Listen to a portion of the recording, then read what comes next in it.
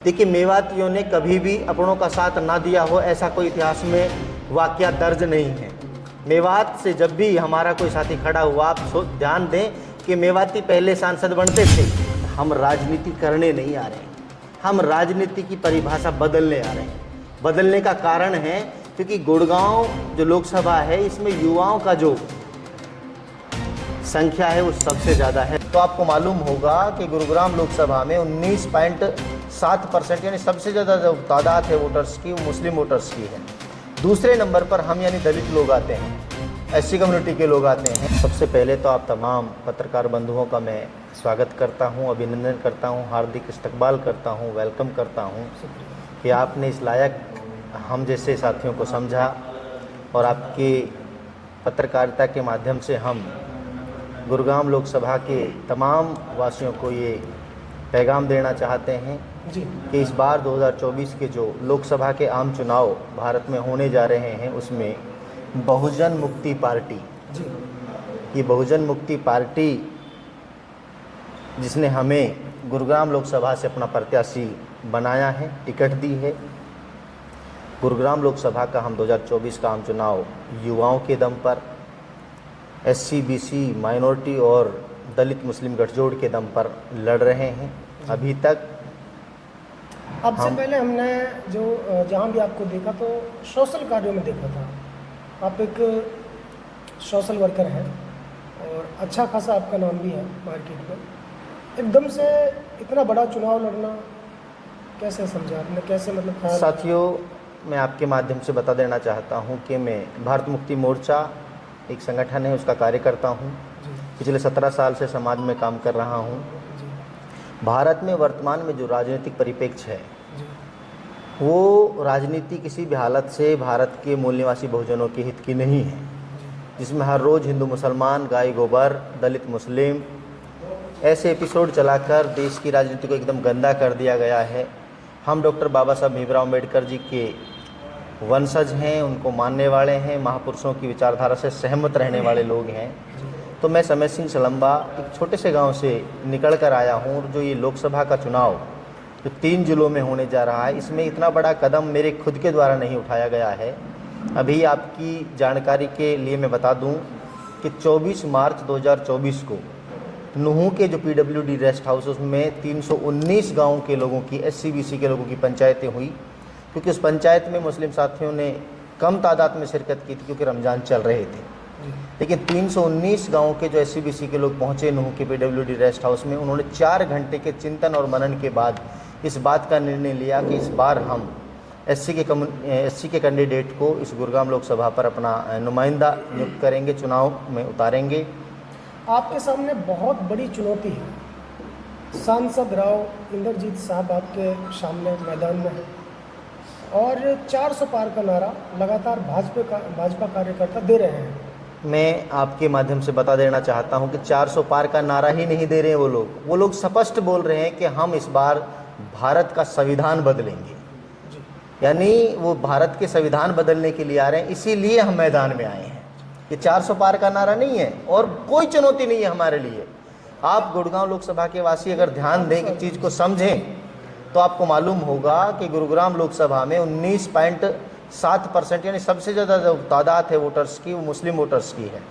दूसरे नंबर पर हम यानी दलित लोग आते हैं, एससी कम्युनिटी के लोग आते हैं। अगर हम ही लोग गठजोड़ कर लें तो जो मोस्ट बैकवर्ड क्लासेस के लोग हैं, जिनको आज तक कोई संवैधानिक फ़ायदा नहीं मिल पाया है, वो हमारे खून के भाई हैं, वो भी हमारे इस लड़ाई में हमारे साथ हैं। यानी इस लोकसभा में लगभग 16 लाख वोटों के हम मालिक हैं और 16 लाख वोटों के मालिक होने के बावजूद हमारा कोई कैंडिडेट मैदान में नहीं है। इसलिए ही हम गुड़गांव लोकसभा से चुनाव लड़ रहे हैं। मेरा एक आखिरी छोटा सा सवाल है, बाकी साथी भी है। मेरा सवाल आपसे ये है जनाब, जो 400 पार का नारा, 75 पार का नारा, ये कैसे इस तरह का नारा दे देते हैं?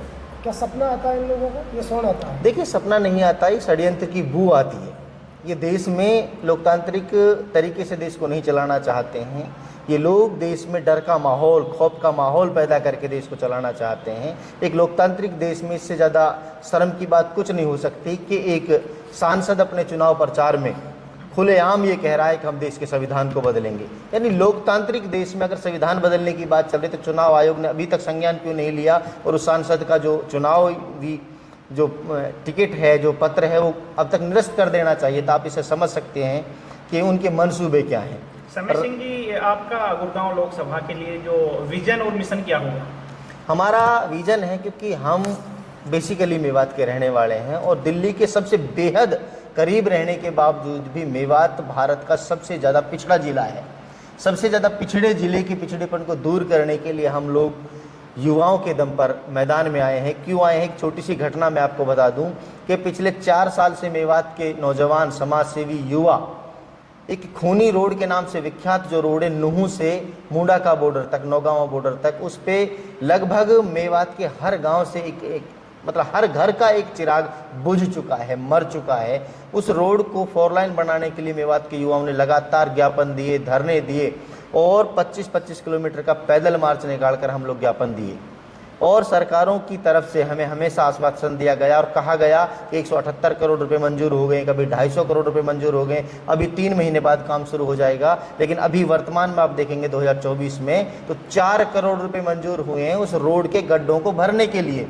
यानी उस गड्ढों पर एक प्रकार से छोटे छोटे पातियां लगाई जा रही हैं, गड्ढे मतलब रोड को चौड़ाया नहीं जा रहा। तो इस कदर आप सोच सकते हैं कि इनका जो मंसूबा है वो हमारे लिए कुछ भी नहीं है। मेवात में यूनिवर्सिटी नहीं है, मेवात में नहरी पानी नहीं है, मेवात में कोई यूनिवर्सिटी ना होना, रेल की व्यवस्था नहीं होना। तो इस तमाम समस्याओं के समाधान के लिए हम जैसे युवाओं को आगे आना पड़ेगा और इसलिए हम मैदान में आए हैं। गुड़गांव लोकसभा में बहुत बड़े बड़े पहलवान इस राजनीति के दंगल में हैं, इनको आप कैसे हरा पाओगे, कैसे जीत पाओगे? देखिए, ये दुर्भाग्य रहा है हमारे लोकसभा के वासियों का कि इन पहलवानों को पटकनी देने की कभी उन्होंने सोची ही नहीं। पहली बार ऐसा हुआ है कि इस गुरुग्राम लोकसभा में SC कम्युनिटी के लोगों ने, क्योंकि रिजर्व कैटेगरी का ध्यान ही नहीं रखा, सेफ जोन का ध्यान ही नहीं रखा। मैं खुद SC कम्युनिटी से आता हूँ। एक SC कम्युनिटी के आदमी ने जब इतनी बड़ी लोकसभा का चुनाव लड़ने के लिए जनरल सीट पर अपनी दावेदारी ठोक दी है तो आप समझ लें जीत तो हमारी निश्चित है। ये पहलवान चित्त भी होंगे, पट भी होंगे और जीत भी हमारी होगी, ये निश्चित है। लोकसभा चुनाव बिल्कुल सर पे है और माहौल गरमाया हुआ है, तो आप लोगों के बीच में भी जा रहे हैं, तो लोगों से कैसा रिस्पॉन्स आपको मिल रहा है? लोगों से जितना हम उम्मीद करके चले थे उससे 10 गुना ज़्यादा हमें रेस्पॉन्स मिला है। समाज के लोगों ने हमें 1 नोट और 1 वोट देने का वादा जो किया था उस पंचायत के माध्यम से हम कहीं भी जा रहे हैं बेरंग बेहाथ, मतलब खाली हाथ हम लौट नहीं रहे, हमारी झोली भर रही है हर जगह से। एक सवाल है मेरा जी। यहाँ से मौके के सांसद हैं राव इंद्रजीत जी, और यहाँ जो मेवात के बीजेपी के लीडर हैं वो अक्सर उनके सिफारिश में उसके पुल बांध देते हैं, लेकिन मेवात के लिए उन्होंने अभी तक कोई ऐसा काम किया नहीं जिससे कि मेवात के लोग संतुष्ट हो सके। मिस्टर राव इंद्रजीत सिंह 3 बार से लगातार सांसद बनते आ रहे हैं। सांसद बनाया जाता उनको संसद में बैठाने के लिए कि संसद में वो जाएं और वहाँ जाकर देश की सबसे बड़ी पंचायत में वो अपने लोकसभा क्षेत्र की बातों को रखें। लेकिन राव इंद्रजीत सिंह के द्वारा पिछले 3 प्लान में 3 बार भी हमारे इलाके की समस्याओं को लेकर मुंह नहीं खोला गया है। अगर उन्होंने मुंह खोला भी है ना संसद में तो सिर्फ जमाई लेने के लिए खोला है, उबासी लेने के लिए खोला। हमारे इलाके की किसी भी समस्या को अगर वो 3 साल में केवल एक प्लान में, 5 साल का एक प्लान होता है, एक समस्या पे काम करते, यानी एक यूनिवर्सिटी के लिए काम करते तो मेवात में एक यूनिवर्सिटी आ जाती। दूसरे प्लान में 5 साल में एक ही काम करते रेल की, उस पर तो रेल आ जाती। और तीसरे प्लान में अब वो पूरा हो गया है, एक काम ही करते कि इन मेवात की तमाम जो जर्जर हालात है रोडों की, स्कूलों की, उनको बनवाते तो काम पूरे हो जाते।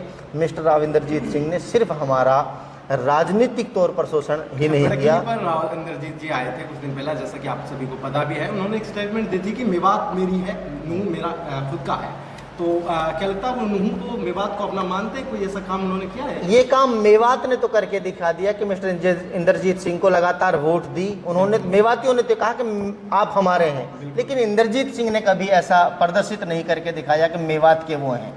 अगर वो मेवात के तो उनको तो ये भी मालूम नहीं है कि मेवात के लोगों का जीवन यापन कैसा है, क्योंकि नीति आयोग की रिपोर्ट आई कि भारत के सबसे पिछड़ा जिला नूहू है। तो इंद्रजीत सिंह के मुंह से एक भी शब्द नहीं निकल पाना, आप समझ सकते हैं कि वो हमारे क्या चाहते हैं। लास्ट का सवाल है, गुड़गांव लोकसभा की जनता से और मेवात की जनता से आप क्या अपील करते हैं? मैं पत्रकार बंधुओं आपके चैनल के माध्यम से, क्योंकि हमारे पास जो आज सही में जो मीडिया है वो आपकी मीडिया है, सोशल मीडिया है।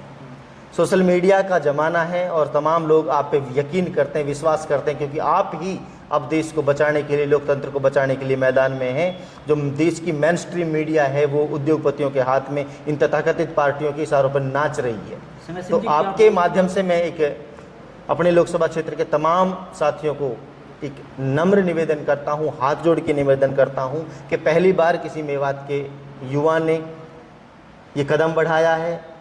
हम दलित मुस्लिम एकता के साथ, मोस्ट बैकवर्ड क्लासेज के साथ, लोगों को साथ लेकर इस लोकसभा के चुनाव को बड़ी आसानी के साथ जीत सकते हैं। 653 गाँवों में हमने गांव लेवल की यूनिट अपनी बना ली है और हमें यकीन है कि ये भारी बहुमत के साथ हम जीतेंगे। ये आंकड़ों का खेल है सारा।